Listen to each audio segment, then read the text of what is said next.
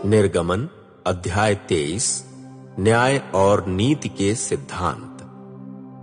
तू झूठी अफवाह नहीं फैलाना, विद्वेषपूर्ण साक्षी देने के लिए दुर्जन से सहयोग मत करना। तू बुरा कार्य करने के लिए भीड़ का अनुसरण नहीं करना। तू न्याय को विकृत करने के उद्देश्य से भीड़ का अनुसरण मत करना और मुकदमे में झूठी साक्षी नहीं देना। तू दरिद्र व्यक्ति के मुकदमे में उसका पक्षपात नहीं करना। जब तुझे तेरे शत्रु का बैल अथवा गधा भटकता हुआ मिले, तब तू उस पशु को उसके पास लाना। जब तू उस व्यक्ति के गधे को बोझ से दबा हुआ देखे जो तुझसे घृणा करता है, तब उसे वैसा ही मत छोड़ना, वरन बोझ उठाने में उसकी सहायता करना।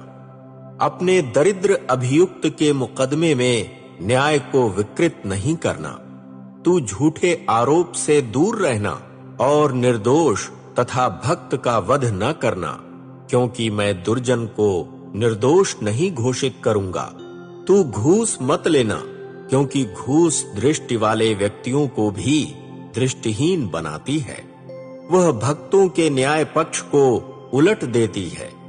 तू प्रवासी व्यक्ति का दमन मत करना। तुम्हें प्रवासी के जीवन का अनुभव है, क्योंकि तुम स्वयं मिस्र देश में प्रवासी थे। विश्राम दिवस। तू 6 वर्ष तक अपने खेत में बुआई करना और उसकी उपज एकत्र करना, किंतु 7वें वर्ष उसे परती रहने देना। उसे वैसे ही छोड़ देना जिससे तेरी प्रजा के दरिद्र व्यक्ति खाएं। जो शेष रहे उसे वन पशु खाएं। तू ऐसा ही अपने अंगूर उद्यान और जैतून कुंज के विषय में करना। तू 6 दिन तक अपने कार्य में परिश्रम करना, किंतु 7वें दिन विश्राम करना, जिससे तेरा बैल और गधा सुस्ताएं। तेरी सेविका के पुत्र तथा प्रवासी को आराम मिले। जो बातें मैंने तुमसे कही हैं, उनका पालन करना। तू अन्य देवताओं के नाम भी नहीं लेना। ये नाम तेरे मुंह से न निकलें और सुनाई भी न दें। 3 विशिष्ट पर्व। तू वर्ष में 3 बार मेरे लिए यात्रा पर्व मनाना। तू बेखमीर रोटी का पर्व मनाना। जैसी आज्ञा मैंने तुझे दी है, उसके अनुसार तू निर्धारित समय पर अबीब महीने में 7 दिन तक बेखमीर रोटी खाना, क्योंकि तुम उस महीने में मिस्र देश से बाहर निकले थे। कोई भी व्यक्ति मेरे दर्शन के लिए खाली हाथ न आए। जो तू खेत में बोता है, अपने परिश्रम के प्रथम फल का कटनी पर्व मनाना। जब तू वर्ष के अंत में खेत में अपने परिश्रम का फल संग्रह करता है, तब संग्रह पर्व मनाना। तेरे परिवार के सब पुरुष वर्ष में 3 बार प्रभु परमेश्वर के सम्मुख उपस्थित होंगे। तू बलि पशु का रक्त खमीरी रोटी के साथ मत चढ़ाना। तू पर्व की चर्बी सवेरे तक न छोड़ना। तू अपनी भूमि के प्रथम फलों में से सर्वोत्तम फल मेरे अपने प्रभु परमेश्वर के गृह में लाना। तू बकरी के बच्चे को उसकी मां के दूध में मत पकाना। प्रभु के दूत के द्वारा इज़राइल का मार्गदर्शन।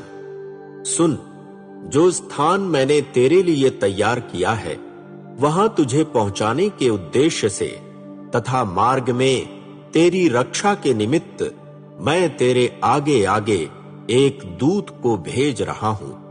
उस पर ध्यान देना, उसकी वाणी को सुनना, उससे विद्रोह मत करना।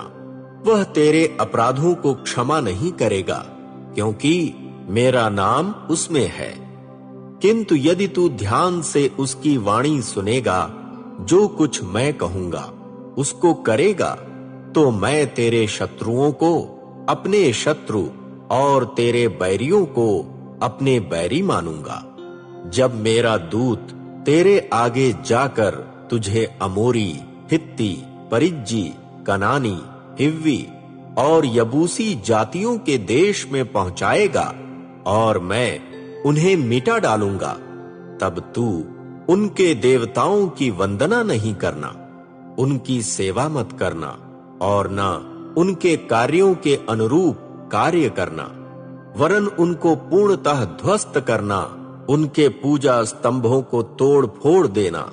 तू केवल अपने प्रभु परमेश्वर की सेवा करना।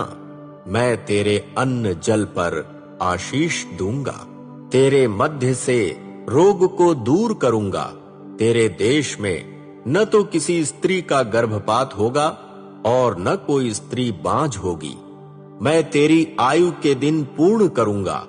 मैं तेरे आगे अपना आतंक प्रेषित करूंगा। जिन जातियों पर तू आक्रमण करेगा उनको मैं भयाकुल करूंगा। तेरे पास से समस्त शत्रुओं को पलायन करने के लिए विवश करूंगा। मैं तेरे आगे बर्रे भेजूंगा और वे हिव्वी, कनानी तथा हित्ती जातियों को तेरे सम्मुख से निकाल देंगे। मैं उन्हें एक ही वर्ष में तेरे सम्मुख से नहीं निकालूंगा, अन्यथा तेरा देश उजाड़ हो जाएगा और वन पशु बढ़ जाएंगे और वे तेरी हानि करेंगे। जब तू बढ़कर समस्त देश पर अधिकार न कर ले, तब तक मैं उन्हें थोड़ा थोड़ा करके तेरे सम्मुख से निकालता रहूंगा। मैं तेरे राज्य की सीमा लाल सागर से पलिश्ती जाति के समुद्र तक, निर्जन प्रदेश से फरात नदी तक निश्चित